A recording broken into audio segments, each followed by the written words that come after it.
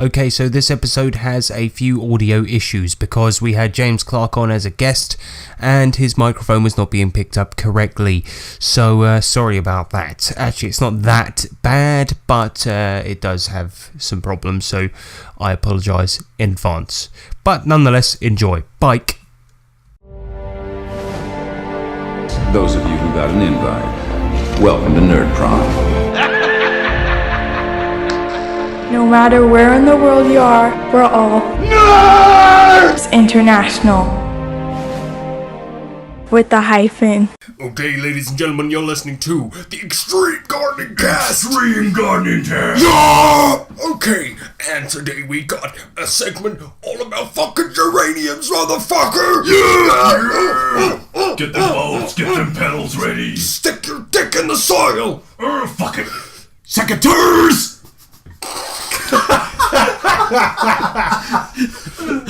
Oh shit. Oh, that'll do.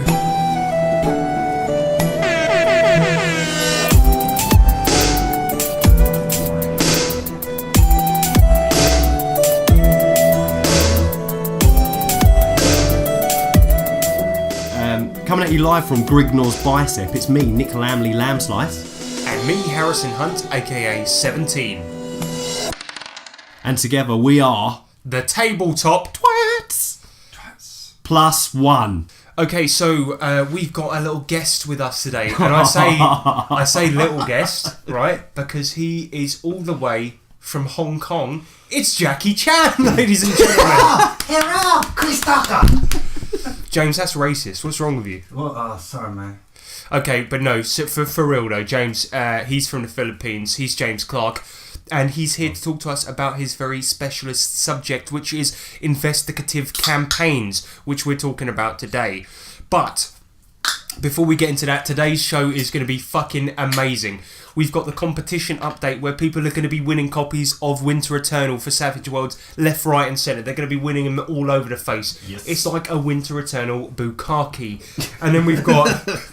We've got what you've been slaying. We've got the main subject. We've got the Chamber of Challenges. We've got Song Fight. We've got a new item, which is Video Game Gazebo. We've got Electro Letters. And then we've got some other shit going on. It is going to be a show. And not only a show, but a big show. A big one. It's a whopper. It's a big... Do you remember the Big Show from WWE? Who can forget him? Well, it's the Big Show. Yeah. That was his intro. Yeah. Remember that? Remember that guy? It's going to be similar to that. Is he coming on? Yeah, no. He wouldn't get through your door. No, because the trouble is, Nick, we only have guests on that have died recently. Oh, yeah. James? Yeah, I'm dead. Shit.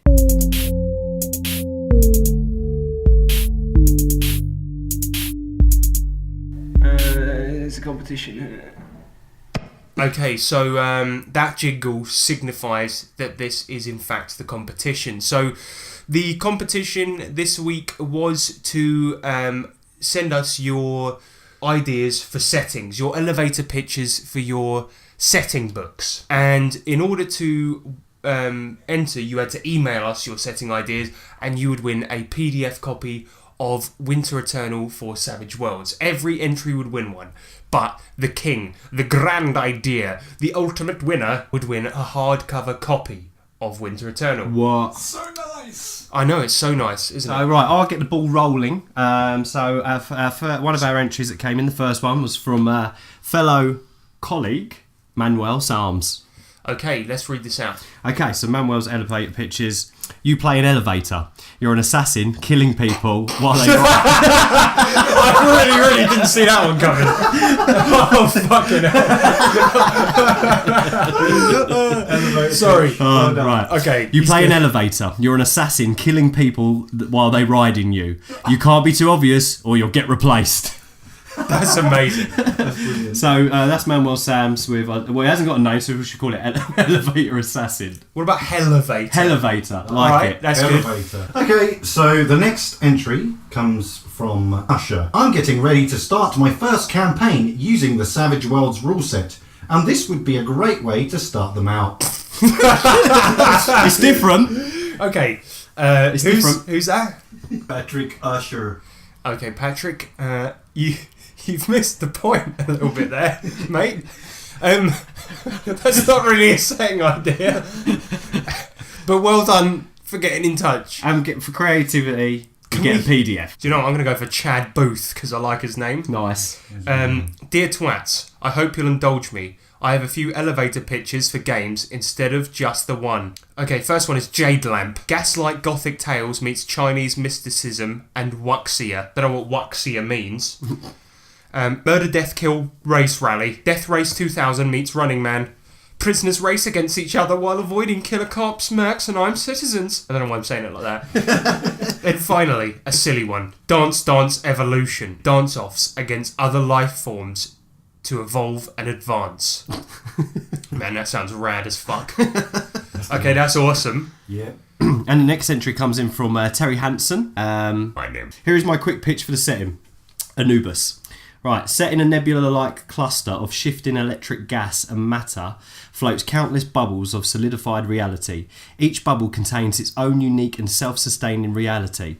Only unique individuals know there is something else and greater just outside the confines of reality.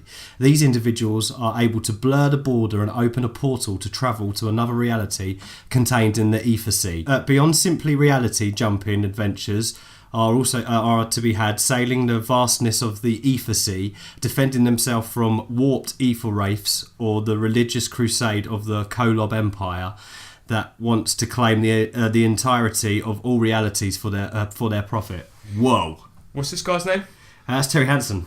Okay, Terry. That sounds sick. Terry, I just want to say, stop taking so many drugs. Okay?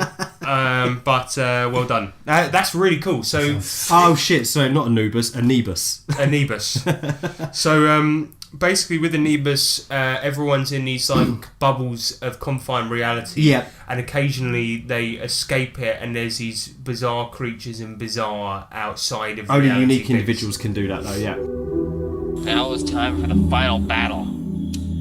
Magic missile! Okay, I had to re-record this one due to an audio fuck-up. Okay, so the next one comes in from Zach Jenkins. The party wakes up, their heads splitting, and their ice suits nearly empty. They're at a new remote substation for a huge deposit of sun shards, but with no memory of why they're there, and no quick way to get home. As they refuel and walk around the base, they find a vast majority of sun shards have been excavated. There seems to be an evidence of theft and a terrible case of being left to die. Can they find out why they've been left for dead? In the Arctic wastelands? Who would do such a thing? Deeper into the shard mine they must go in search for answers. Magic missile! So what he's done there is he's actually come up with a story idea for Winter Eternal. So he has also misunderstood a little bit. But the sad thing is about Zach Jenkins is because he's literally murdered. No, he's never murdered anyone. murdered anyone. No, he hasn't. Never. Has Zach just cryptically confessed to one of his own crimes? He murdered somebody. He He murdered somebody in the Arctic. Well, confession. I like it.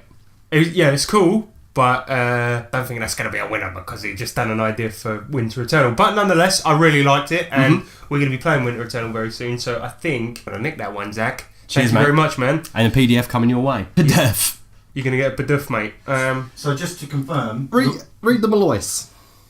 not only do they get the hardback, No. No, they just get a PDF, mate. winner. Yeah, the winner gets a hardback copy. Yeah, so the winner, the actual winner gets both. Yeah. Oh, don't know about that. Yeah, they probably do get both, mate, Yeah, they to be probably perfectly honest. Okay, next up, the next idea comes in from Pete Malloy. He says, hello. Hello. How the fuck did that come out? It's me, Pete Malloy. Hello. Okay, next up, I'm going to read Pete Malloy's. Hello, twats. I love the Winter Eternal review. Here's my elevator pitch. Lesbian Nazi World, June 1944. Operation Overlord, the Allied invasion of Europe failed. Nazi Germany won the war, and all of Europe and North America is ruled by the Third Reich. 71 years later, Adolf Hitler has had a sex change and is now known as Angela. Meanwhile, in the United States, she has just installed a new Chancellor, Donald Trump, in the capital, West Frankfort, Illinois. Same-sex marriage is now compulsory, and the Mexicans have built a wall to keep Nazi America at bay. Take on the role of resistance fighter in this brave new world. Regards. Brunei. Regards, Pete Malloy Jones. What's with the voice, man? That's just how it was written. Ah, okay. That's cool. The next one's in from Morgan Ellis. Set in an alternate reality where food has also evolved from animals and has become the dominant sentient species, and humans are hunted for subsistence. I can't say the word. Subsistence. Are hunted for subsistence. Different kinds of the same food are simply evolved forms of the original. The tagline being, in this world, either you eat the food or the food eats you. Available now, Morgan Ellis. I would play the fuck out of that. Yeah, I like that as well. Just picture this huge cheeseburger running down, eating humans. That's Yeah, you're awesome. like imagine like in like a normal D&D campaign where you're going through the woods, right? And it's like you're attacked by a group of hot dogs. They fire mustard at you. Yeah, that would be fucking sick. Thank you very much, Morgan. Okay, so the next one comes in from D.R. McLaughlin. Roleplay a battle-hardened general prosecutor and campaign of extreme prejudice in this game of strategy, tactics and opportunity. Control your personal disciples of war that will determine how regimes of equal powers descend to despair. Players summon forth their fighting units from their randomised forces pool, comparing unit statistic to determine taking prisoner and augment the numbers of fighting forces. Join the campaign.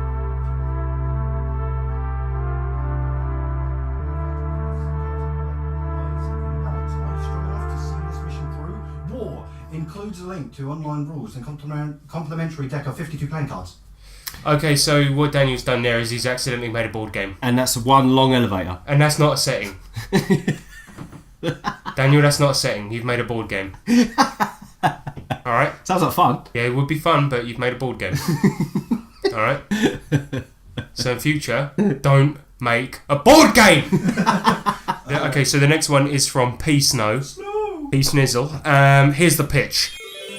A once buried turtle man race called the Fuggite has risen from the depths of the ocean world Ichthia to reclaim what was once theirs, abandoned 100 years ago from the Intergalactic Federation due to the collapse of the Stargates. Strong humans, mystic Aquans, wise Sylvans, and doughty Petrons will find their territories attacked through terraforming sorcery of the Fuggites. Ancient technology makes long-forgotten sorcery on islands no longer known. Thank you, Perry Snow. Bloody hell. The whole time that was being read out, all I could imagine was like a hip-hop beat behind it and it being like a spoken word form of rap. Yeah, Such a Fuggite. It's good.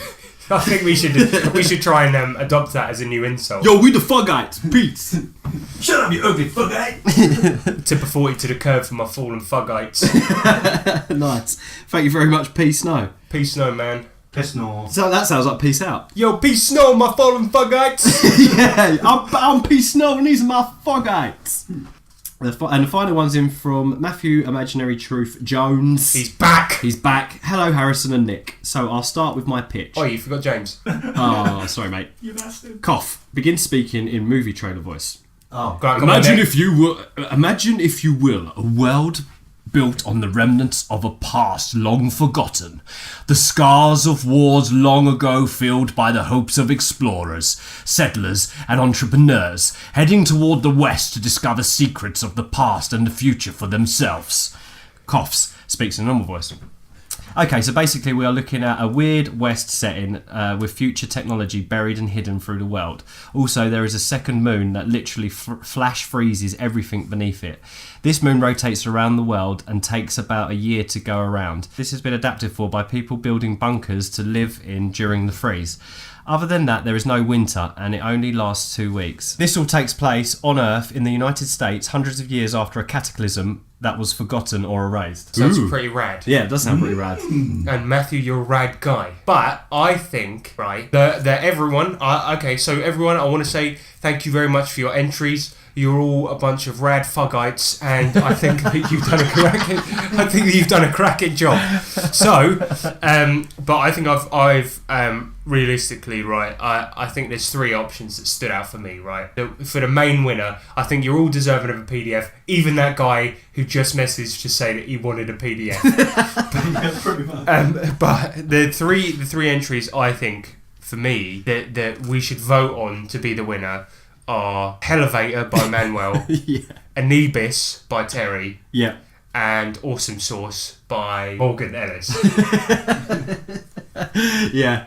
So, right, let's all put our hands up and vote, right? Okay, so, Elevator by Manuel, hands up. Okay, so that wins.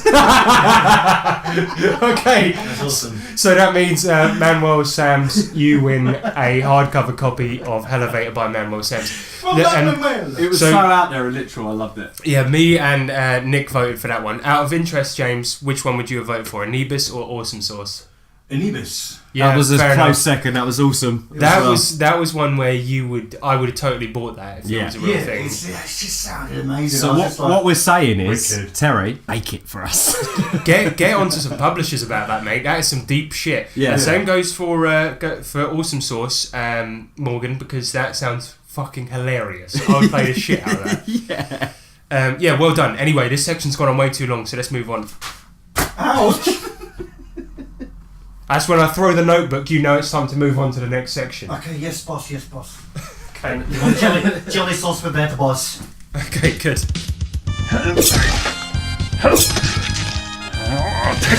Oi! Yeah? What you slaying? This segment is What You've Been Slaying, where we talk about what we've been playing. And the thing about What You've Been Slaying is it's a clever pun. Very clever. So, this week, James, what did we play? We played some fucking Shadowrun, didn't we? Yeah, we played some Shadow Bun. And, Tales from the buns. Tales from the Buns. So, I'll keep this really brief. This week, I nicked wholesale a story from the wonderful webcomic Dr. McNinja. And it was a... basically, obviously, in Shadowrun, it's quite a dark, grim world. But my players in the game that I'm running have got real ridiculous. So I got ridiculous right the fuck back. And this whole story, they basically stole a bunch of military equipment from Japan and flew to Mongolia to start a new military. When they got there, some FBI and CIA agents were hiring them to go into a temple, and this temple basically in secret once a year all of the world's secret organizations, the GRU, the CIA, the FBI, the MI5, all team up to pick the world's best tennis player to play a dormant tennis god at tennis in order to stop the world from ending once a year. And this year it was determined to be Federer. And what they would have to do every year is sacrifice an entire team of Navy SEALs to get this tennis player through the dungeon to get him to this tennis arena at the end. And then play this tennis god. But when they got Federer to the end, he sprained his ankle. Shit. And it just so happened that the Shadowrunners were passing through at the exact right time, and they need them to get a can of deep heat through the dungeon to Federer to heal him so he can play in this tennis Bless match. his deep heat, yeah. Yeah. Anyway, just to cut a long story really short, what happened is they got right through to the end of the dungeon, and the final trap was... What was it, James? It was like a bunch of... It was like loads and loads of mechanical sort of things. Like there was like a pathway that we could see down, and there was a tiny button on the end. But it was like there was swinging sharks that were rotating around and jumping. Like there was like big axes that were like swooping left and right, and like saw blades that were like coming in. There was almost like no way in because it was just jets of flame and shit like that. It was mental. And then Sledge, the street samurai meathead of the team, just decided to leap through and get to Federer. And then, obviously, he managed it. Nice. But obviously, stupidly, they forgot to take the deep heat through the dungeon anyway. Oh, so he was like, well, I better get Federer back through all those traps to the healer then. And so he picked him up, rolled fucking abysmally on his gymnastics roll, and just held him, didn't he? No, he picked him up and tried to run back through, carrying him like a baby. with Federer over his shoulder. And of course he rolls abysmally, and like in his first step just trips over a tile on the floor and dunks Federer into all of these traps. And Federer just gets chomped in half by a shark, chewed up by all these fucking saws. Poor Rog. Yeah, so in the end they had to beat this fucking tennis god. At tennis, and it had like 8 arms with 8 rackets in it, and like Shit. Yeah, it was fucking awesome. But Cool. yeah, I think what they did in the end was this ancient civilization was technologically advanced. So one of them wirelessly hacked into it and took all the information about playing tennis and fucked it up, and then Sledge played it at tennis and beat it, and they saved the world. And then all the information that they downloaded from the tennis bot, they then sold to the FBI because they were the highest bidder. And then that one of them leveraged all that information into a position on the as a senator for the Washington government.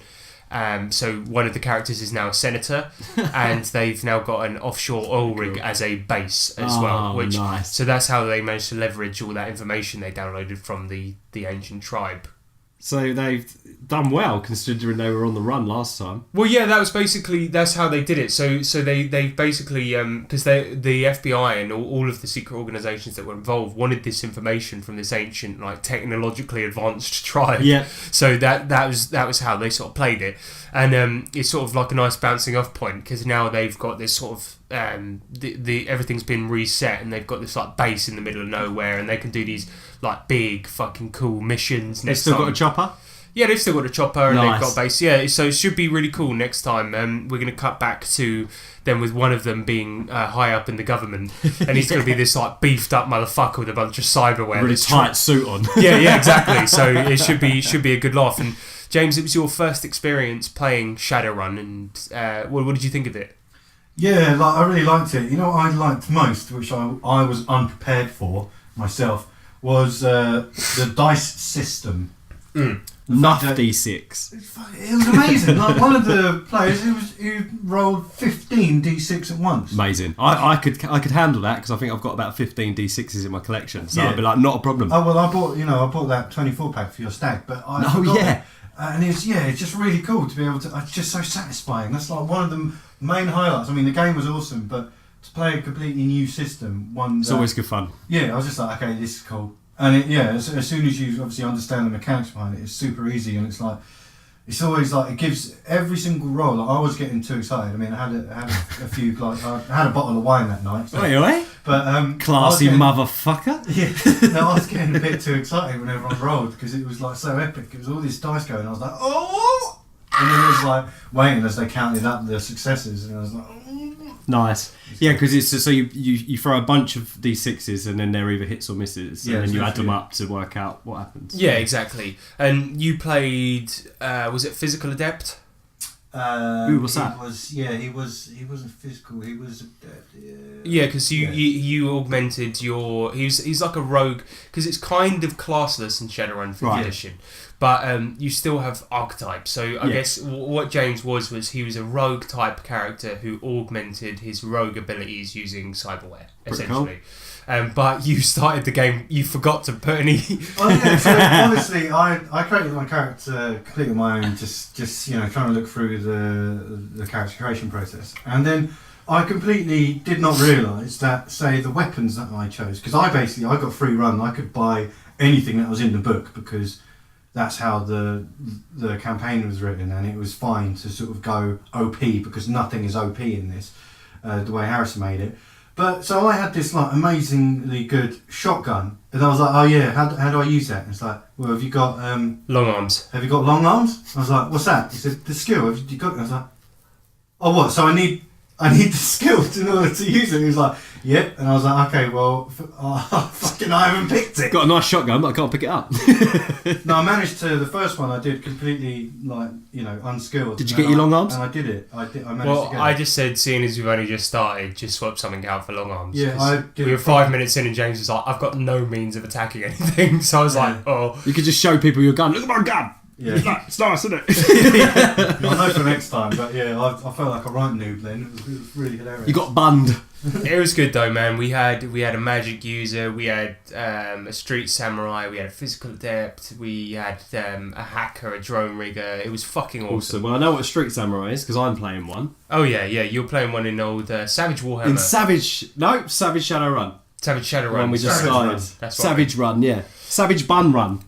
In addition to that, I just wanted to talk about quickly, I went to London Anime and Gaming Convention where they had an RPG room. I won't talk too much about the other shit, but in the RPG room, oh my god, it was amazing. They had loads of tables. What? Yeah, I'm not shitting you, man. It was Lots of tabletops. I'm talking 4 legs. Oh, fuck. Well, tables. originally we wanted to make a tabletop podcast just about tables. But then we thought we better put something on the tables, so we talked about RPGs. Exactly, so it evolved from there. But yeah, wow, man, that was the evolution of this podcast. So you saw the original podcast. Yeah. And I went in there and I thought, let's play some RPGs, right? But I was more excited about the tables, so I was pretty glad there weren't any on there. No, the point I'm trying to make was there was fucking nothing going on once again. Every year. Nobody fucking organises anything. There's one guy that's in charge of it, and all he's doing is standing around. I spoke about him on the GURPS podcast. He's the big dude. It's brilliant! Yep, he's the Brian Bless. Yeah. Loves Maid, and all he's ever doing is he's standing there. What happened when you told him that you had already played Maid? He was already crestfallen. Yeah, he loves Maid. He loves wearing a dress. Power to him. But the point is that he was just stood there, right? But this year, I went up to the table because there was a stack of books, right? Stack of books that you could go and play, right? Mm-hmm. And they had D&D 5th edition, they had Shadowbun, they had loads of stuff. And I went up and I was like, oh, maybe they've actually got some organised play this year. Maybe there are some games I could join in, you know? And I went up and there was a bunch of these books there, right? And I'm going to bleep out every instance of when I mentioned a book because I'll get to this. But they were called And I looked at these books and I was like, what are these? And I was sort of mildly interested. And I was like, oh, these books are cool. And this guy came up and I said, I was just looking at these. And he was like, oh, I wrote them. Out of nowhere. He was hiding, waiting for someone to go near that book. Yeah, and then I was like, oh, cool. They look pretty cool. I do a podcast. Would you mind if I interviewed you? And then we sort of got chatting about his books, and I interviewed him for a bit. And I was going to play it on this podcast, but I'm not going to because as he started talking, right, instead of I was like, so what sort of system is it? And he's like, we'll get to that in a minute. But let me tell you, D&D 5th edition is shit.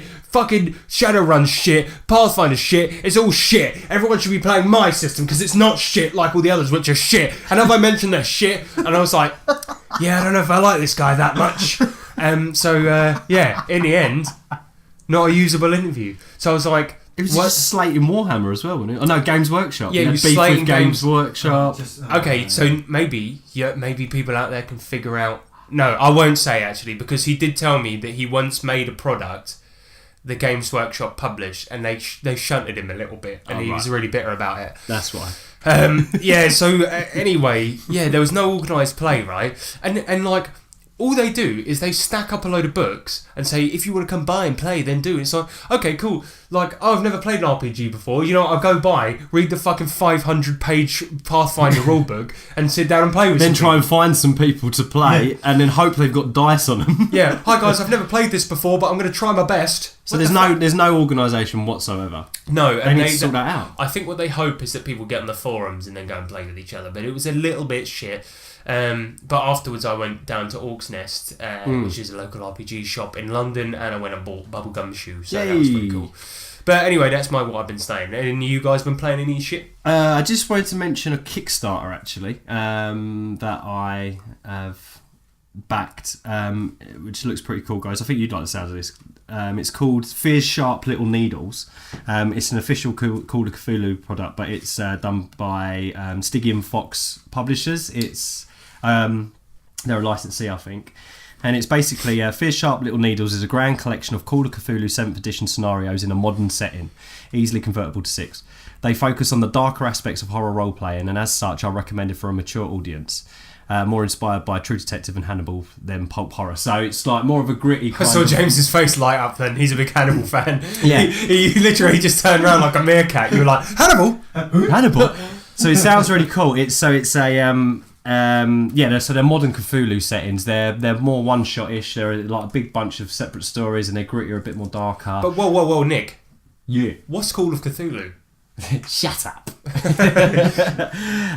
So it's got 17 days to go as of 17 tastes 17 taste to toe as of now, and it's up to 25,000. It's doing well. It's funded, but it's we want the stretch goals. So yeah, I just wanted to mention it because it looks fucking cool. So go check that out. And if you're into modern Cthulhu, then give it a go. So I will be slaying that eventually when it comes out, but I thought I'd give it a mention before the Kickstarter finishes. But yeah, that'd be fun, and I thought I'd give it a mention. Wicked, bruv.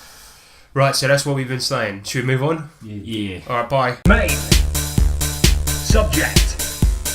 Main. Subject. Sorry. Ladles and jelly spoons. This is now the main subject, and we are talking about investigative games. Now, what we mean by this is not your Call of Cthulhu's, your Trail of Cthulhu's. We mean just games where you have investigative natures, investigating a murder, anything like that. Games, you can do this in Pathfinder, you can do this in D&D, you can do it in any game you want. But a game that has an investigative focus, what's the best way to DM one? What's the best way to do one, basically? And we want to offer some tips. And at the end of this, I'm going to share my DM's secret weapon of how to do this. And what is the best way? Because we've just wrapped up playing a big one that you did, James. Yep. It was in Pathfinder. I'll give you a little taste of what it is. Basically, we had our team of 4 guys. They were part of a forensics investigation team, and that was their main sort of skill. So they had a that was it. They had profession, which was forensic science. So they started off with a body in the, what was the fucking room called? The lab. It was in the lab, mate. So they started off with a body in the crime lab, and they just had to investigate it using their skills and determine, what killed it, etc. Hobo. Mm-hmm. Yeah, it was a vagabond, in fact, and So they that was their main purpose. But it being set in Pathfinder, obviously, as they were travelling to different areas, they had to go through woodland. They had random encounters and stuff. And they came across sort of like a dead body that they'd been called on a raven about, and they had to sort of investigate it and use their skills and stuff. So it's a bit different for Pathfinder because it's not your typical fantasy setting. But I don't know, should I let them know what I just based the entire thing on? Yeah, mate. Yeah, if you want. Yeah, so What was you inspired by? I was inspired by the TV series version of Hannibal. What a show. Yeah, it's awesome. Obviously, I love the films as well, but the TV series, I think, does an amazing job of it. And I had recently watched it, and I thought, yeah, I'm going to apply it against this. Now, obviously, it's set in exactly the same way. It ended way sooner than it did, but it was kind of difficult for me, I think, because of it being an investigative campaign. I think if I was to do another one in the same way, I would do it differently, because obviously how I started is I had the story. I had the entire story, basically, already. And so I had the villain, obviously. Instead of him being called Hannibal Lecter, he was Heston Lynch. And essentially, in the first arc of the story, they killed him, and it wasn't meant to. It wasn't meant to happen like that. There was meant to be several arcs. It was meant to be one that You should add it was your first ever. It was my first ever campaign, but yeah, the idea was obviously they were going to investigate. If anyone remembers or has watched it, the first season or even the first episode was to do with a load of deaths and sort of one person responsible. Now, yeah, it sort of came to the end of that after 8 episodes of us playing it, so 8 sessions, and then they just got suspicious of my version of Hannibal Lecter and investigated him, had a massive fight and killed him. Took the mofo down. Well, the thing is because it's Pathfinder, we had our suspicions about him and decided to follow them up. Now, if this was Cthulhu, for example, right? If we had our suspicions about him, it wasn't like we had suspicions as in hard evidence or facts, right? We just had our suspicions we thought he was involved. Didn't we? We just think, okay, this guy's a bit of a creep. That was it. That was all our suspicions were. So all we did, right, was we were round his for a bit of dinner. That was it. And I used hypnotism on him. And while he was hypnotised, I quickly said to everyone, right, let's go have a look around his house. and see if we find anything suspicious. We did, and we didn't find anything, right? And then when he came back round, we all pretended like we were just in the middle of conversation. We were like, and so I said to her, banger, I hardly knew her. And then we all laughed, and he sort of came back round and was like, oh, what the hell happened? Yeah. But while he was hypnotised, we got Larry, who was the paladin of the group, to do Detect Evil. And he detected what James said. What did you say? I said he's detected him. He's evil as shit. Yeah, and so then we left his house, went to the pub, this goblin pub that we always seem to end up a friendly local goblin pub. Yeah, and Larry just said, sorry for my language, guys, but I detected that he was evil as shite. Yeah, and so from that point we were like, well, we're part of an investigation team that is, supposed to be for good. So we have somebody that is evil as shit. So it's not that we knew that he was involved in the murders. We didn't have any evidence for that, but we knew that we had somebody in our organisation that was evil as shite. Yeah. We knew that for a fact because this is a spell that tells us that for a fact. So whether he's involved in the murders specifically or not, we knew that there was something wrong. That's bad, yeah. He's a so bad we guy. had to get on this train of investigation, and we had to get that train out of the station and get it to its destination. That's right. Yeah. The pain train. Yeah, sort of going back to what I was saying about how I would have done things differently, if anyone wants to sort of do an investigatory campaign, is to have an idea but not a full story. Because I had a full story, it meant that obviously I wasn't able to change anything. Because if I changed anything, because, I knew that the players were gonna find out, and then it was basically the campaign was going to end. But because I based it on Hannibal, and I already had a complete story for that, and the character itself, he was the main big boss man villain. If I changed it, then I would have just, that would have just been cheating. I would have cheated the story that I've created. So my tip, and the way I would do it differently, is I'd create a beginning and sort of let the story evolve as the players go along. I mean, that was a few tips that I got from Harrison and like Nick and Sean and that, because they were all in previous DMs of our group. Is obviously they've got instead of having the full story to begin with, just have an idea of how to start it and then slowly piece it together and make it bigger as it goes along. So yeah, there's no way of me sort of cheating the players out of it, because they did really well to get to that position. It would have been unfair just to change it, and it was awesome and they enjoyed it, so I'm pleased with that. Well, we did really enjoy it. I think the fights were pretty epic as they well. were awesome, because I think that part of what you felt was like at that point, like we sort of, part of the reason it ended so quickly, and we'll get into the final bit because the final bit was really interesting, but part of the reason it ended so quickly was because we got suspicious and used Detect Evil, right? But like part of the reason it ended so quickly was because of that, and like you said, you had it in your head all along that this guy was going to be the villain, and that was the logical conclusion of the story, and as a result you couldn't really change that because that was the end of the story. Yeah. And if you'd have sort of more made it up as you went along and had this more fluid story and just had the beginning, maybe it would have gone on longer, because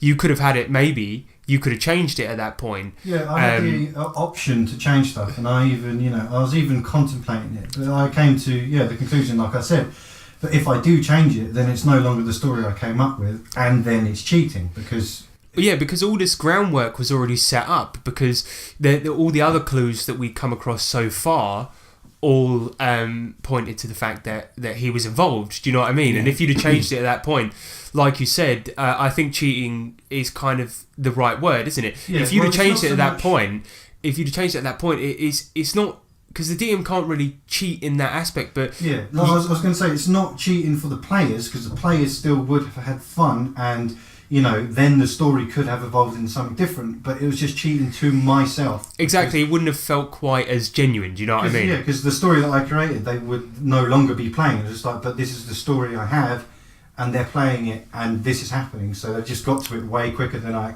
anticipated. But you know what, sometimes that's fun, and it did end up in this really really great climactic thing, because let's go over what happened in the end, because so if we're glossing over quite a lot here, basically what happened was we detected that he was evil, so he basically he was responsible for the murders, okay, but we detected he was evil, so we had our suspicions and we wanted to investigate him.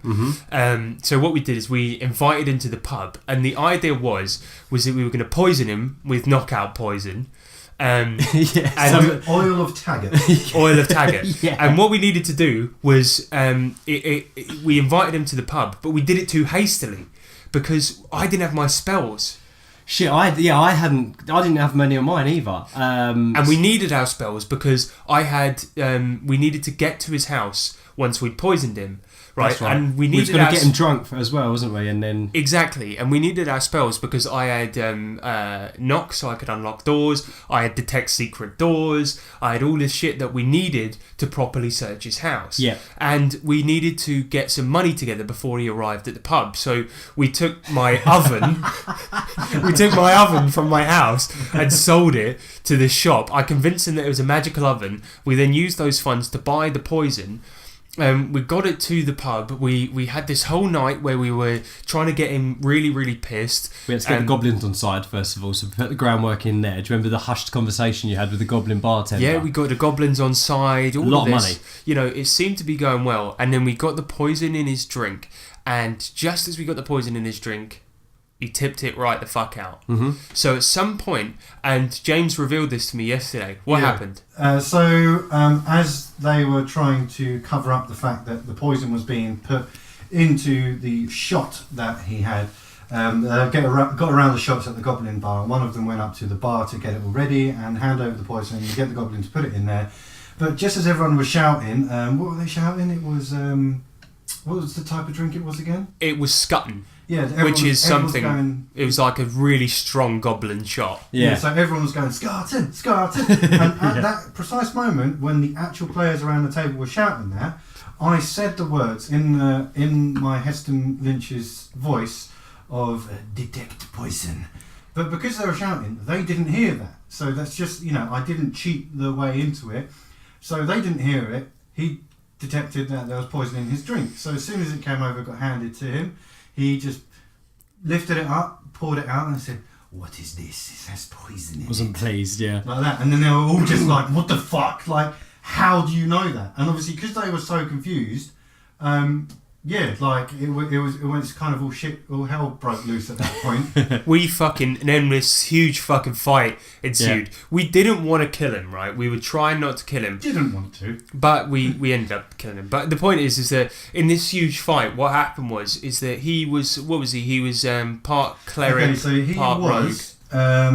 A 5th level rogue, a 5th level cleric, and a 7th level bard. And then, so our party was trying to fight him. We hog-tied him.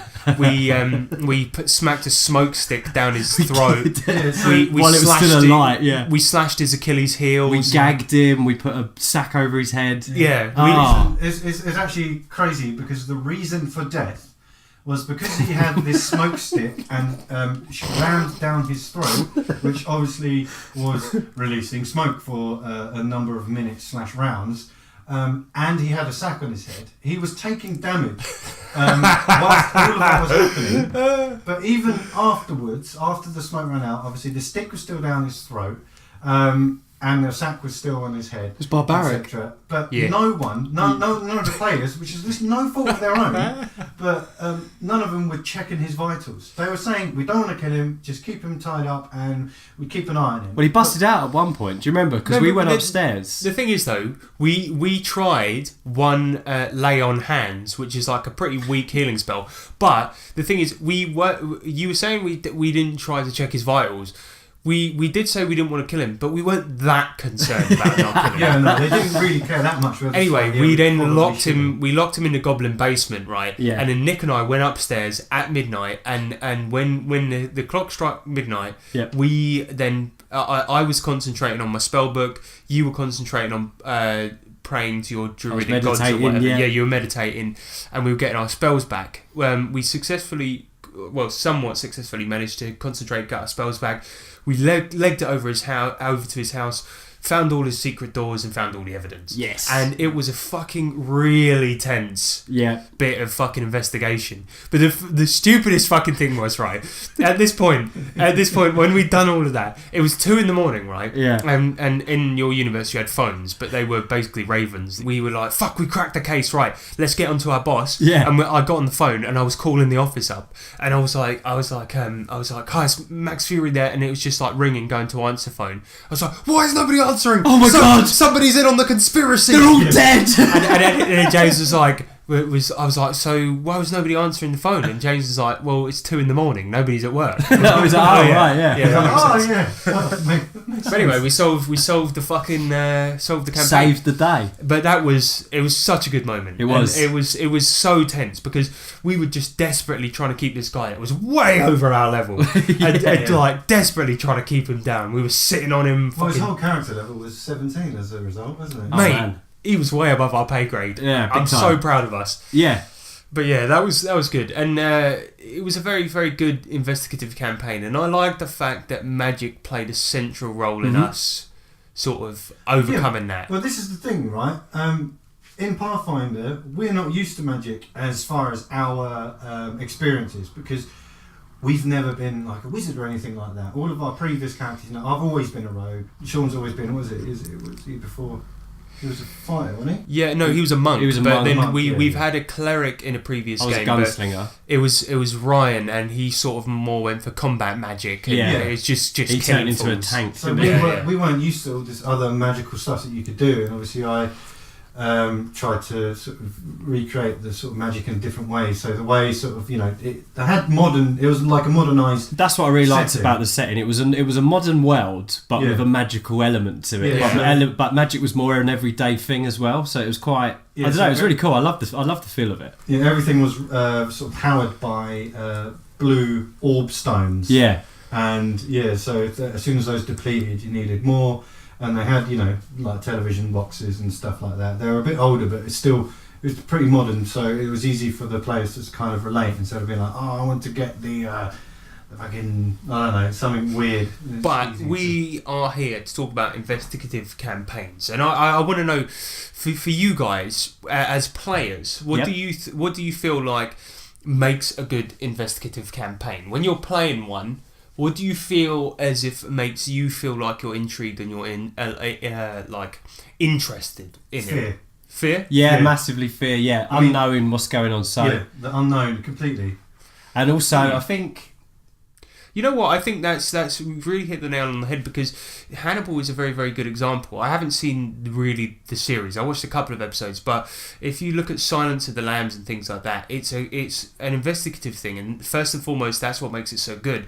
And same goes for the American version of The Ring. I know it's a bit of a shitty movie, but part of what makes it so good is you've got the fear, but you've also got that investigative aspect of it. Yeah. And it's actually quite a good film, like a good story anyway. And like things like that make it actually quite interesting. Well, a lot of horror films, the formula for them is we'll have an investigative aspect to it, so you can kind of understand what this unknown is. So, and that's what makes you want to keep going as well, I think, because if you've got this threat that you don't understand, it's wanting to understand what it is. It's almost like that feeling of walking deeper into the haunted house, isn't it? Yes, exactly. Maybe that's right. That's a very, very good point.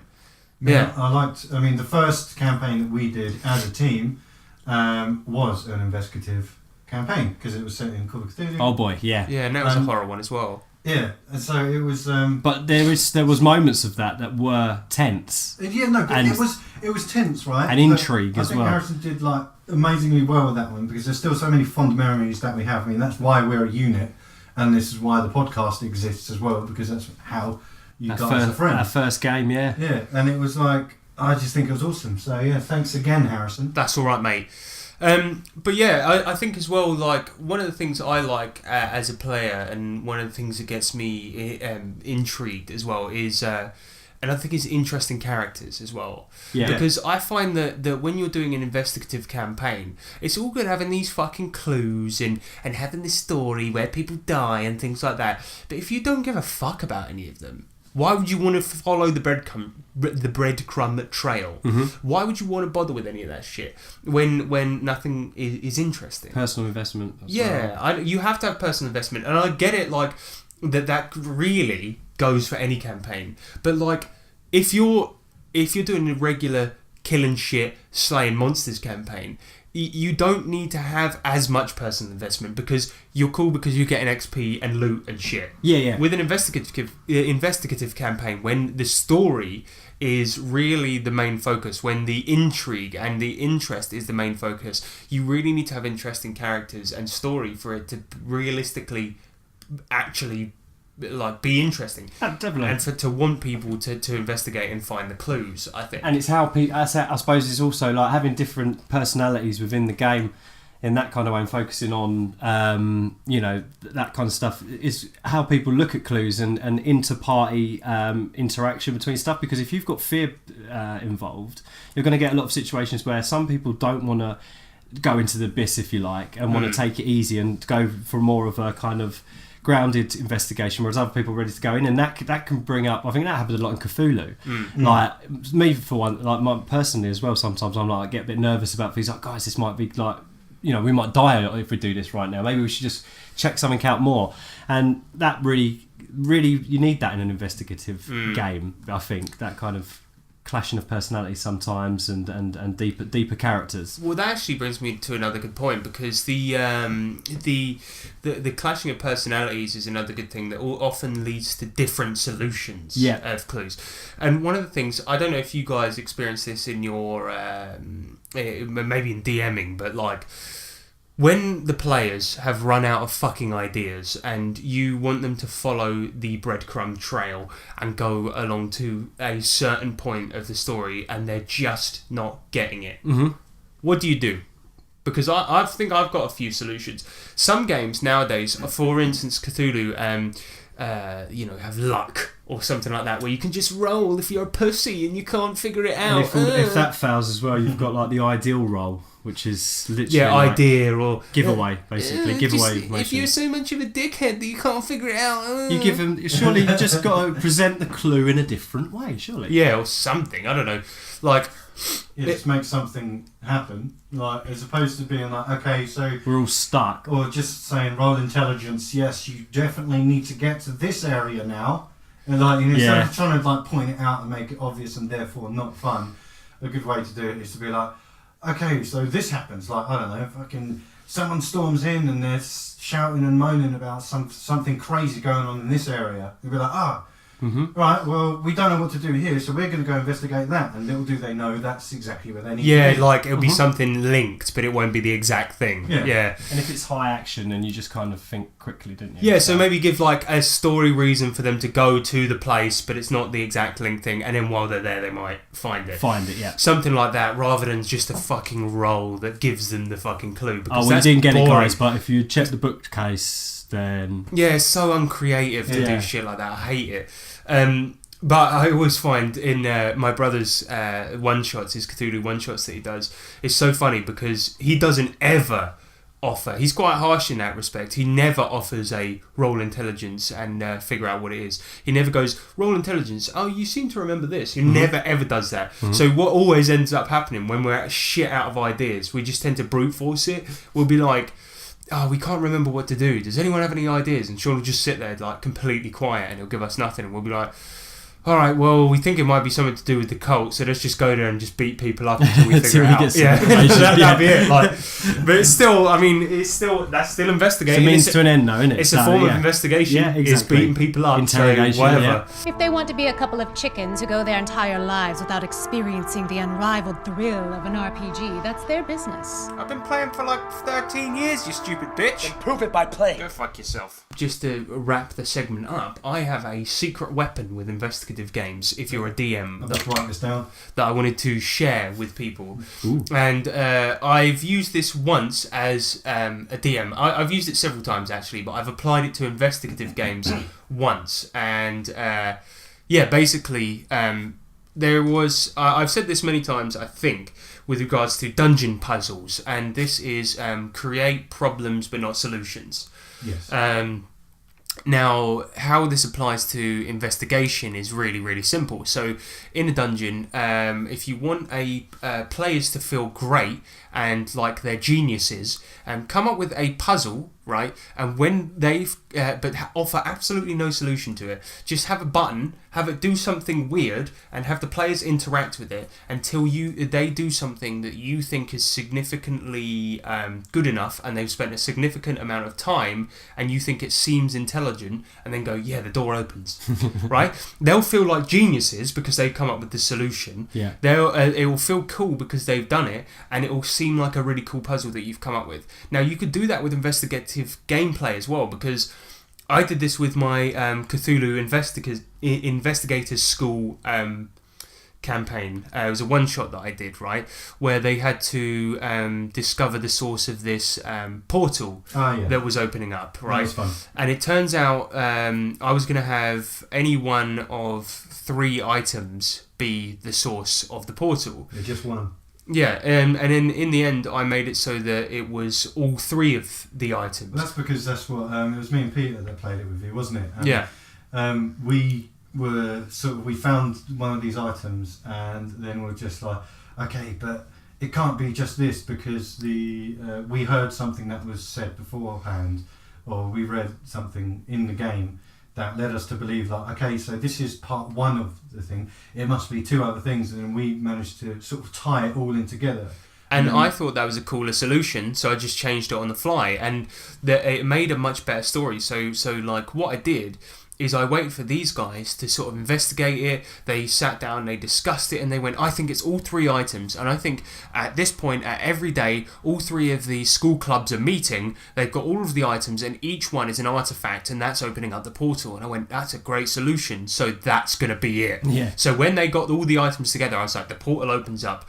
It made the both of them feel like geniuses because they'd come up with the solution that, let's be honest, was better than anything I was going to write. And then... and then actually it made up for a really cool story. They've got all 3 of these clubs that previously hated each other together. We had a big team as a result, as opposed to just going in sort of solo, which would have been... And a suit and a suit in end, really, isn't it? Yeah, so what you can do, if you want to come up with a really, really cool, probably better for short campaigns maybe, is come up with a mystery, and just come up with a mystery, chuck your players into it, and watch them go, and just see what they come up with. And when they come up with something that you think is really clever, makes a cool story, and is awesome, and they spent a significant amount of time and had a significant amount of fun doing it, then say, well, that's the solution. Yeah. And then that's it. That's my DM's secret weapon. Thanks. So that's it, and that's investigative gameplay. That's a few little tips from us, a little discussion. I hope you guys have enjoyed it, and I hope you enjoy investigative games. Because we do. We love it. Yeah, we love it. You. What's some good investigative? Just to wrap this up, what's some good investigative games out there though?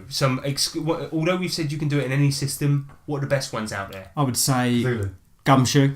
Yeah, well, Cthulhu's the king, isn't it? Yeah. But Gumshoe's geared for investigation. Well, that's like saying what's the best sword and sorcery RPG, and then going D20.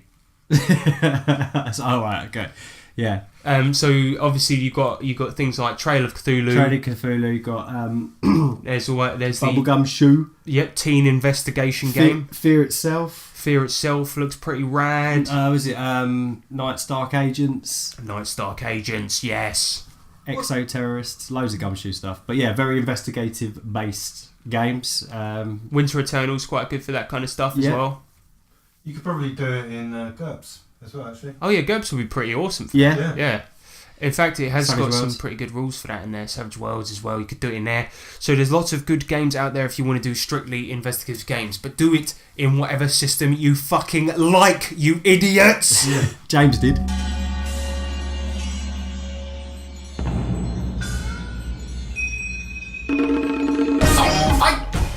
Okay, so this is Song Fight, right? And Song Fight, right? James, should we apologise beforehand? Yeah, okay, I'm going to I'm so apologise excited for mine, and then Harrison's going to apologise for his. I made mine yesterday after work in approximately a half-hour window. and I produced some things. Yeah, mine took about an hour, right? If it's okay with you, James, I'm going to play mine first. Yep. And I'm going to do a little explanation. The subject that we went for this time was the good old days. I should explain. This is a segment where we make songs and we battle them. And this week it is going to be me versus James. And the subject is the good old days. And I had about an hour to produce mine because I was very busy with a project that I can't tell you about. I'm really not happy with this one. But because I had such a short amount of time to do it, I got too far into it and realised I couldn't start over. And there is a bit in the song, right? There's two things I want you to look out for. There's a bit where I had a mental breakdown and it's actually audible in the song, right? Secondly, there's a bit where I hit my knee on the desk and you can hear me actually get hurt by it. And I didn't have time to cut it out of the song. So listen carefully for that, right? Secondly, I'm really, really genuinely sorry about this one. Alright, so I'm going to play it now. Listen, before you listen to this song, there's a lot of stuff you're going to hear in here. You're going to lynch me about and shit. But don't lynch anyone, alright? Lynching should have stopped a long time ago. Okay, so you stand in front of a 30-foot wide fiery chasm. What would you like to do? Magnus leaps across. Okay, so roll your acrobatics. Okay, I got a 2. You make a pitiful jump into the flames. You die immediately. No, but I was going to use inspiration, so I get to roll again and choose the higher number. Okay, well, re-roll then and choose the higher number. Okay, that's a 20. Okay, well, miraculously, this unathletic wizard jumps over a 30-foot chasm. Yay! Surprising everyone. The onlookers clap with glee. Fuck! Your inspiration points.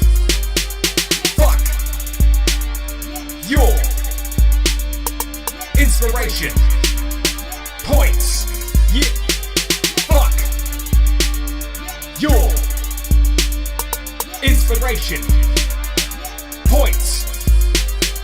Fuck your inspiration points. Yeah. Fart. Why did you just say fart out of nowhere? To get a Benny for telling a funny joke. There'll be no Bennies for that joke. Okay, so as you fight the tit monsters, one of them gives you a wound. I spend a Benny to get rid of that wound. Okay, you spend a Benny and the wound you just got magically disappears for no reason. Ugh.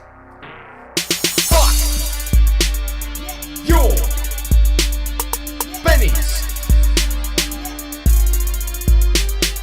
Fuck your Bennies. Fuck your Bennies.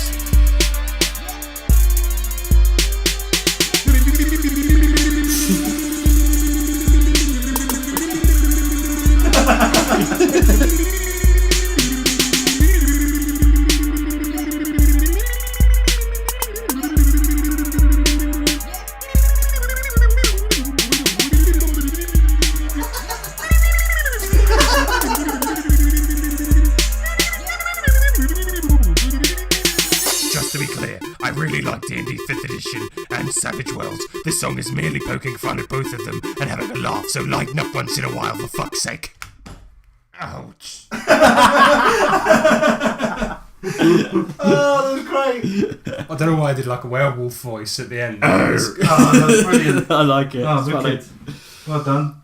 Okay, so, yeah, nice one. See, Harrison's was an entire song. Mine's quite a short song. I played a guitar, a cajon, my hands, and my voice in it. And You played your own hands. I remember the good old days when the World Wide Web was in its early stage. All of our games, they were face to face. We played for hours and we stayed up late. Nowadays you commit online without moving a foot. You just synchronize your time, and you're going to world wide interweb and roleplay all night or until you're dead.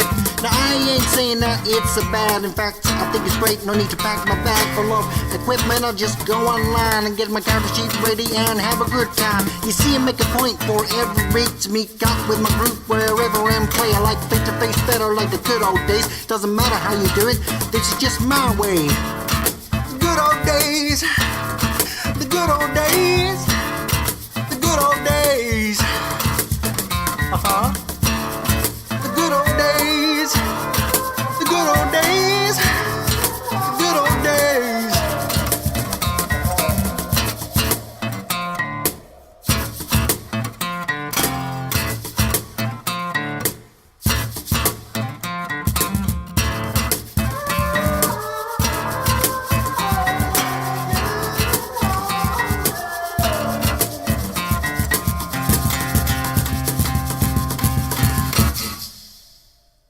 Man, that was Very so far good. above the quality Very, of very anything good. we've done. That's brilliant. I'm really annoyed about that. That's awesome. Because that actually showcased actual talent. Yeah. I'm really fucked off. No, I'm going to cut that out of the podcast. The good old days. The good old days. That's so good. Well done, mate. Yeah. That was so good. Cheers. Yeah. So it was obviously.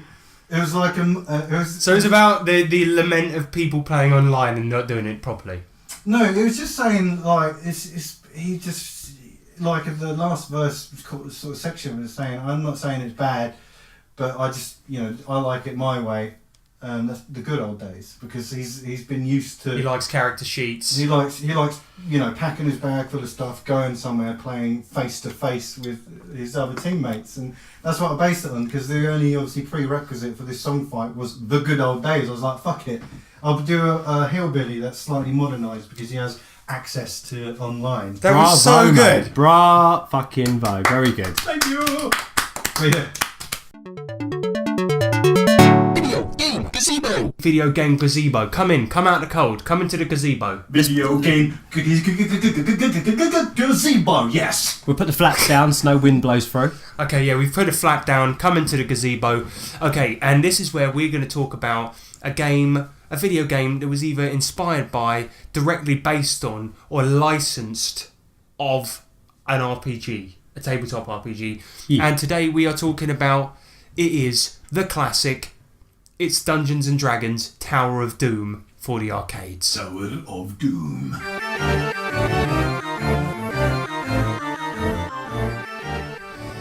Okay, now this is an absolute fucking classic of a fucking video game. Fuck. And I have spent... This is probably one of my favourite video games of all time. It is a side-scrolling beat-em-up, and it was released in the 90s, early 90s, I think, by Capcom and TSR, and it was released in arcades. It didn't really get released in England, so you have to play it on an emulator. And I know there's people out there, they're saying, but that's piracy. But you can buy it on Xbox Live now, but you can buy a shitty version that's balked and all glitchy if you want. So go and fucking pirate it, because they fucked it on Xbox Live. But this is a really, really good beat 'em up where you can. It has leveling up, it has selecting items, it has different classes that you can play. You can name your guy, right? And you guys are going to like this because you can name it, but you can put swear words in there and it just fucking allows it. Nice. So I was playing it this morning to get a little refresher, and this is the first of 2 games, but I was playing Tower of Doom. And I called my guy Cunton. So yeah, I played as Cunton the Dwarf, and I got to the Displacer Beast boss on 1 credit. Anyone that's played this game before will know that that is an amazing feat. But this game, it's plays kind of similar to Golden Axe, but good. And it's got multiple routes, unlike a lot of beat 'em ups did at the time. It's got leveling up, as I said. It's got item shops where you can buy items, and it's got a magic user in it who can use various spells and scrolls and things like that. It stays quite true to D&D, except that it's a very sort of hack and slash. You get to beat the shit out game. of everybody, yeah. It's got a story that's utterly nonsensical, and every time you insert a coin, it says, "Welcome to the D&D world." Welcome to the D&D world. Which is fucking awesome. So, anyone that is worth their weight in salt get this fucking game on an emulator on your computer now and fucking play it, because it is a great video game. And if you like D&D or you like role-playing games, go and play this. There is a sequel, but we'll talk about that another time. D&D Tower of Doom for the arcades. Great game. I think this might be our sweariest segment yet. Go cunt yourself. Prick. So that is the video game Gazebo. Angry, sweary gazebo. Angry, sweary fuck bitch. So get the fuck out of the gazebo, dickhead. Bastard cunt face. Yes! You need to beep loads of that. And that's the gazebo. Video game gazebo. That's the last time we're doing that. Welcome to the Chamber of Challenges. Chamber of Challenges. The Chamber of Challenges. Chamber of Challenges.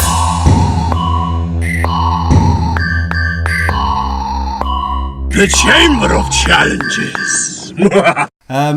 Okay, so my challenge this week, I've just pinched an idea from that great British institution, BBC Radio 4. We're going to play Just a Minute. Have you ever played that before?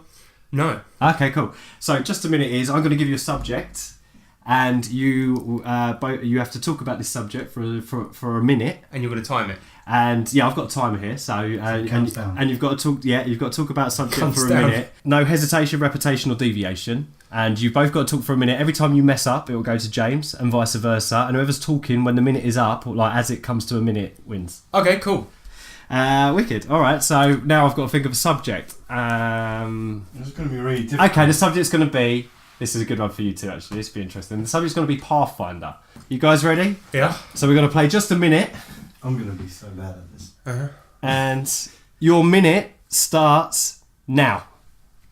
Okay, so Pathfinder is an RPG set in a fantasy universe. It contains wizards, clerics, bards, fighters, all manner of classes, and it is set in a world called Galarian. I've never actually played in that particular world. I tend to make my own universes. You said world twice. Fuck!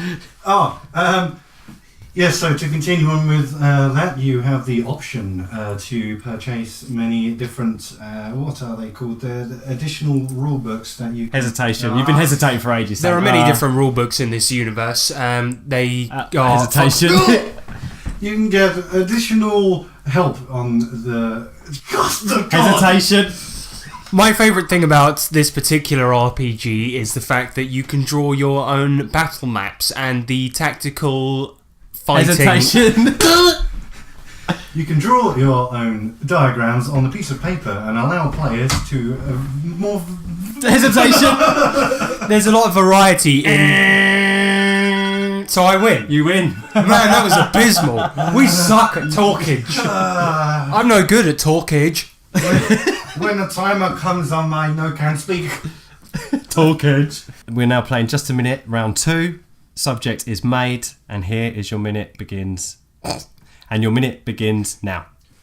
So I'm going to talk about Made, an RPG system. It's absolutely fantastic. Basically, you play two types of characters, one of them being Butler, the other being the female version, because I can't repeat that word. And the female version tends to be more of a rounded character, while the Butler is more overpowered and specialised.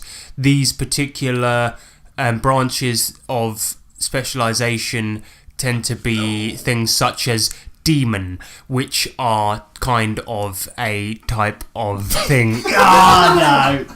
The thing I like about this system is how crazy it gets. There's loads of different things that can happen and stuff. No. Such as you can have random events, which there is a giant table of different random events that happen. Bugger! You cunt! Quick.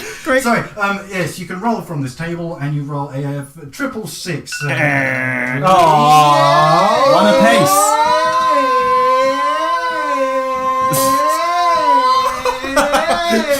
Come on, this isn't good radio. 1-1. Alright, good. Should we do one more round to see who is the champion of 1 more minute? What's it called? Just a minute. Just a minute. Okay. 1 more minute. Okay, so let's do it one more round. Call of Cthulhu. Call of Cthulhu. Let's go. And your minute begins now.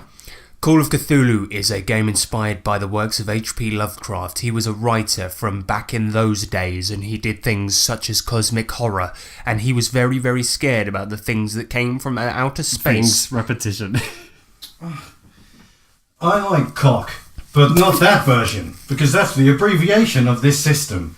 It is fantastic, and it uses a D100 system where you roll 2 consecutive D10s and have a percentage which determines your roll, and that means that you will determine how well you do on any given task. This will be related to a number on your character sheet which shows how good you are at any given ability.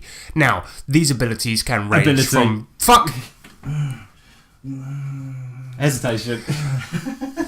These can range from anything from photography to cartography to electronics. Yes! I am the champion! You get the minute. He's just beating him up now. Mummy! You win the minute. In the future, you will be able to send a letter from anywhere on the planet. This is the future. This is the Electro Letter. So this is Electro Letters, and this is where we read out your mail, which is siphoned to us through tubes in the Matrix. And we channel them through our brains and mouths into making them into audible form. From which we can all enjoy as one collective mind. Exactly. So, Nick, what is the first Electro Letter? The first Electro Letter is from Jay Pearson. Oh my god. Yeah. Jamie. King of the RPG brewery. Owner. Of the RPG The landlord. Yeah. Yeah, the new landlord of the RPG brewery. And Jamie says, if a paladin bangs a hooker, is it okay as long as she believes in the same god?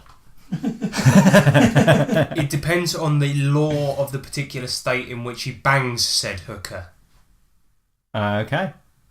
Doesn't it? Well, if it's lawful, yeah. Well, paladins have to be lawful, Nick. So if it's prostitution, if prostitution is legal in that town, then it's all right. Yeah, breaking no law. Exactly. So gods don't talk religion when you're doing that kind of stuff. No, because it's always a turn off. Yeah. Well, unless you're into that kind of thing. That's true. Yeah. Talk holy to me, baby. Let's talk about that Bible. Yeah. Right. Yeah. Wicked. Thank you very much, Jamie. Thanks, Jamie.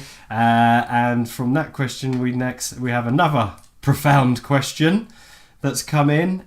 This is from Sean Hunt, and Sean asks, "Do you lick a dick a day?" Classic. Do you? And I think you tricked something else. Hold on. Do you lick a dick a day? Do you lick a dick a day? Lick a dick a day. Do you lick a dick a day? James, do you? No, mate. Brilliant. Don't get do you remember any of the... Well, this was a classic question in England where you go up to somebody and they wouldn't know what it meant. So you go up and go, do you lick a dick a day? And they go, yeah. Or you go up to someone and go, and your div say what? And then they go, what? And you're like, idiot. You're a div. Or you'd go something like, dickheads are deaf. Or no, you go, dickheads are deaf. And they go, what? And you'd be like, you didn't hear it, so you're a dickhead. Oh, he puts, as Sean said after in brackets, probably best you say yes. But probably best to say yes. So no, he's trying to get us. Oh, no. You have to wake up very early in the morning to catch us out, Sean. Yeah. So that's that question. Next question's coming from Zach the Jank. Hello, Jack. Gentleman Inc. Jack. Zach. Zach Zenkins. How's it going, Zach? How's it go, Zach the Jank? You need to speak with more respect to the Zach, mate. Okay, so Zach's question is, do you prefer to DM or play? Are there certain games you prefer to DM while others you prefer to play? I would like to add that I am involved in my community by choice. Definitely not state-mandated decree. Also, it was in fact a character that killed all those people on that ship. It was my first campaign ever as a DM. That almost made me give up time behind the screen forever. Oh, wow. Yeah. Come on, mate. Come on. I mean, yeah, he's telling the truth. Okay, so do you prefer playing or DMing? Is there certain systems you prefer to play or DM? Well, I prefer DMing mostly, but I do prefer being a player sometimes. I love playing. When it comes to Savage Worlds, I much prefer being a player. Yeah. I love playing because I started off as a player, but after GMing I love that as well. So it's good. Yeah, it's both those merits. I'm pretty on the same. I just enjoy gaming, whether it be GMing or for me. I prefer being a DM simply because I really enjoy making maps and coming up with stories and stuff. I love that. I always like making items as well because I know that often when you buy a book they have a good load of items in the book. I don't know why I said it like that, but I quite like coming up with my own as well. Yeah, for me, I like DMing quite a lot. What about you, Pumpkin? No pumpkins. I don't know where this fucking came from. Shut it, Pumpkin. What is your answer to the question? Personally, I prefer being a player, as I've mainly been a player. Alright, player. But after just finishing up my first campaign as a DM, I do enjoy it. Pathfinder is my favourite system, so it would be biased for me to just say that because I haven't experienced any others as a DM. And we had a tweet. From Twitter that says Mansions of Madness 2nd edition, bloody perfect it is.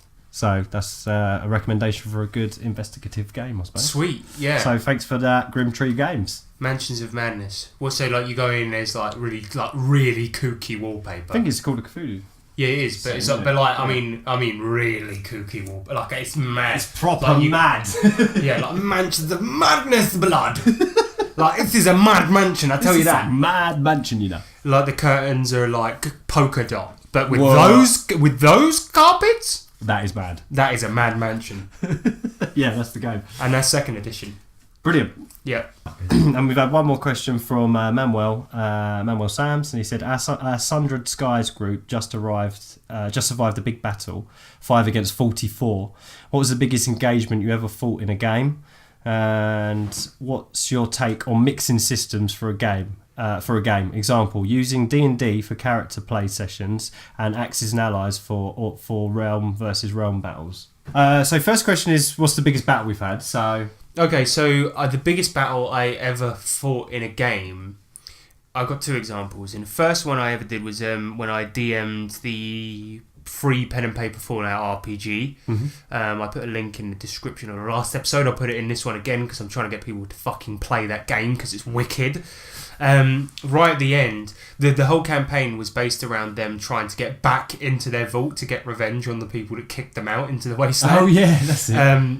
Anyway, what they did is they eventually recruited a bunch of raiders and launched a massive attack on Megaton and just all the people in Megaton. It was the same world as Fallout 3. Nice. So it was just then with 100 raiders or thereabouts, something like that, versus all the citizens of Megaton. And in my version, it was a lot bigger. So it's about 100 or so raiders versus about 100 or so villagers in Megaton, and it was a huge fucking fight.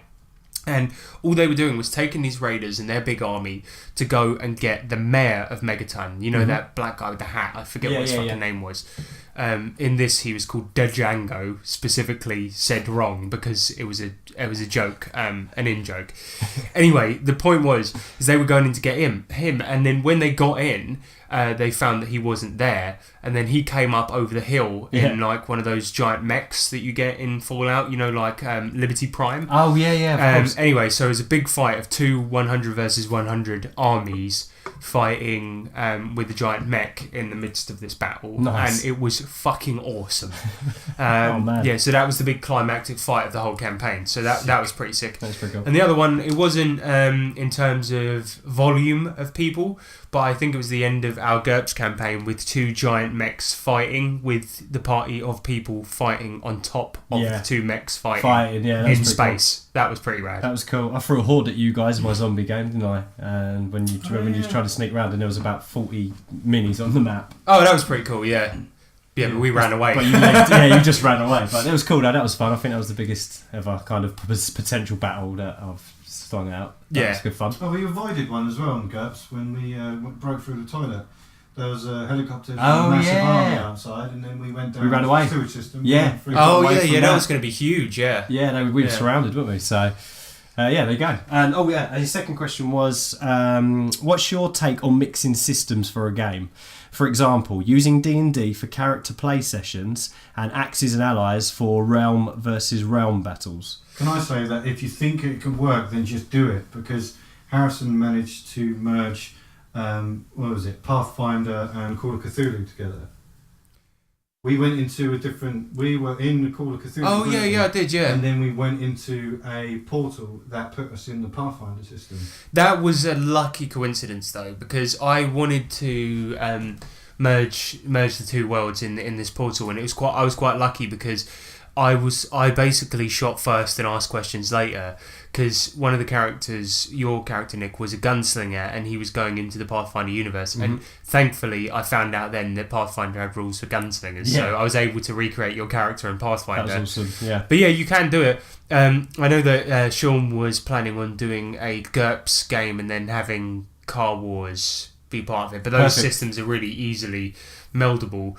But I think it's easily doable. I mean, they used to have back in the day for Warhammer. They had another game where you could do for the big realm battles. So I can't remember what it was called, but it was like Citadel or something like that. I can't remember, but yeah, that would be fucking awesome if you had something like that, like Axis and Allies as like the big world fights, and then honed in and had the battles played out in some other system. That'd be sick. But yeah. I think it's a great idea, personally. Definitely. Yeah, why not? If you can make it work, then do it. I'm sure, and if anyone can, Manuel can. Let's move on. So thank you everyone for your letters. We appreciate them very much. Keep them coming in. We love you. We love hearing from you. You are good. And best ones. You're the best ones. Mm-hmm. Of all the ones. They're the best ones. They're the best ones. Uh-huh. All right. See you later, guys. Ladies and gentlemen, may I have your attention, please? We're now ready for takeoff, so please fasten your seatbelts. Bring up the shout out. So this is the section of the show where we give shout outs to our Nerds International colleagues, and this show we're talking about it's the big man himself, the big MC, the Bob Funk. It is Manuel Psalms. Yep. He's the king presiding over the Veiled Manuel RPG show, otherwise known as the Veiled Fury Entertainment RPG show. Yeah. And the thing I like about that the most, Nick, is the handsome guests. Yeah, they got some pretty good. What do you think? How handsome the guests are? Matt Stark. Ravishing. He's a male model, and he's got those other two male models on there as well. Them guys are pretty cool. So basically, 3 male models. I think that's the most male models on any show, on any RPG entertainment show ever. Yeah. Right. That's kicking it off with that. Just that. Second of all, Savage Shadowrun, a conversion that he himself made. Mm-hmm. Kicking it off with that. Yep. Right. Third of all, Chicago. Right. The Windy City. Mm-hmm. Kicking it off with that. Kicking it off with Chicago. Right? Yeah. Thirdly, right. Fourthly. Fifthly, right. Fucking really great story. Kicking it off with that as well. Bloody hell. How many more things can you kick it off with? It's proper kicking it off. It's proper kicking it off right here. He kicked it off so hard. I don't even know what's going on. I don't know if he can kick it back on again. He's kicked it off so hard. Where's it gone? He kicked it off so far. It's gone into fucking stellar orbit. Yeah, it's the biggest kickoff I've ever seen. This is so. So what we're trying to say is go and check out the Veiled Fury Entertainment Manuel show. Yep, it's great. Yeah, James, you checked it out yet? Because it's kicking off, mate. It's kicking off. Kick the right fuck off. What was your favourite bit about it, do you think? The bit when it kicked off. Exactly. No, but specifically about the content. What was your favourite bit? You know, like the bit like when it just kicked. No. But about when you not about the kicking off, right? But like when we appreciate it kicked off. Yeah, we appreciate that, right? But like not about that. But like when you're talking about like, let's say for instance the story. What was your favourite bit about? Who's your favourite character? Yeah, the main one. Yeah, no, but there was 3 main ones. Who was your favourite main one? Like the main one out of the 3 main ones, obviously. Yeah. No, but who was your favourite? You haven't watched it, have you? What? Not yet. Okay, right. I'm not bringing our guests in because they never listen to anything. You fucking lazy sack of shit. Look, I've been busy, right? I haven't managed to catch up yet, dickhead. 3 models. Ouch! 3 models and a king on that show. I threw the notebook at him, Manuel. No! Okay, alright, this podcast has turned into pandemonium. Okay, right, stop throwing things, even though I did it to begin with. Shut up. My name's Alan Rickman, and I'm No, wait. My name's also Alan Rickman. No, I'm the real Alan Rickman. No, wait, I'm Alan Rickman. But I'm not. No, wait. No, what? No, I'm Alan Rickman. No, shush, I'm Tabletop Twats. You know what, guys? I've been getting these fucking weird emails all week, right? From fucking... we got them from Morgan Ellis. We got them from Gary. Yeah. Zach Jenkins. They've been sending us these weird fucking emails with, like, there's a naked guy with bacon all over him. Oh, man, yeah, just pictures of bacon. Yeah, they said they were from a group called the Gnomelings, yeah. Right? And they've been sending us these weird fucking emails all about bacon, saying courtesy of the Gnome King. Yeah, what the fuck? Do you know, I think the fucking homeless gnome is behind this, mate. He's ascended or something to... He's like the Gnome King. That little prick. He's a fucking dickhead, mate. We need to pay this fucking dick a visit. Arsehole. Let's... Do you know where he's at? Well, I heard rumour that he's built a castle somewhere in Reading. What? Yeah, I'm not fucking joking, mate. People have listened to this show and they want to get in touch with us. How do they do that, guys? Well, number one, get on emails, right? Get on to TabletopTwats@gmail.com. We've been receiving a lot of weird shit recently. We could really do with some nice emails. Or they can get on to Facebook, which is, James... It's facebook.com/tabletop Yes, also on the Twitter, which is @TabletopTwats. Or Tumblr, we don't know how it works. Don't know what's going on over there. But most importantly, Google+. Google+. Get on the Google. And lastly, send us your fan mail. Yes. To my address, which is...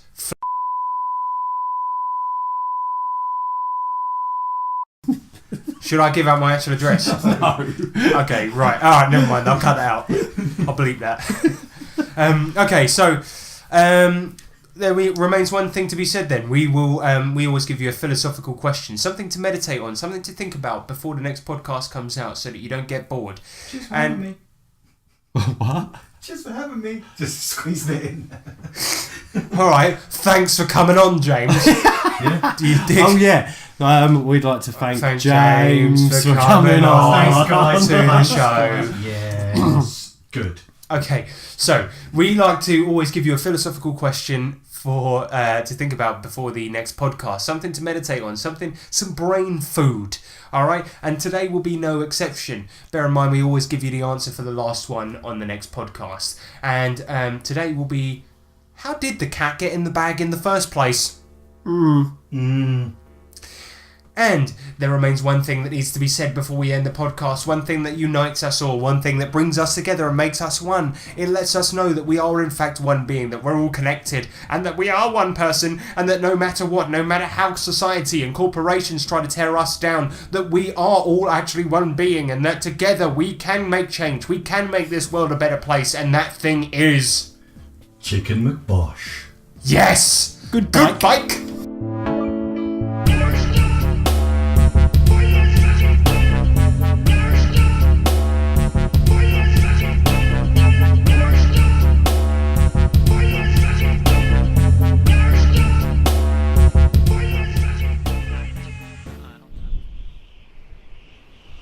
Oh, fuck, I'm falling. Whoa, look out below! What? Get out of the way or I'm gonna crush you! You best not be threatening me, boy. No, I mean, move out of the way! Nobody tells me what to do. I'm staying right where I am. Fuck it. Incoming! Oof! You see, boy, it'd take more than a flying human to the face from a sentry's feet to knock me off my balance. Anyway, what strange clothes? Where are you from? Shitterton? Perhaps Arseville? Are those real places? Aye. The book. I was teleported into the book, and it must have been badly written. Listen, I'm actually from very far away. Ah, Cantington. No, I'm from another universe. Oh, right. So, I need to find like a sorcerer or like a wizard or something who can send me back to my world. Oh. I don't trust magic users, my boy. But I'm nae a cunt. I help yous out. You landed in the middle of fucking nowhere. Your nearest town is gonna be about 4 hours walk in that direction. You might find a wizard there, but I wouldn't know for certain. That's the best I can do. Hey, well, thanks, Raggy Rumblebottom. My name's Harrison Hunt. What's so funny? Oh, nothing. Don't go telling people your full name, okay? Just say you're called, Harrison. See you. Okay, bye.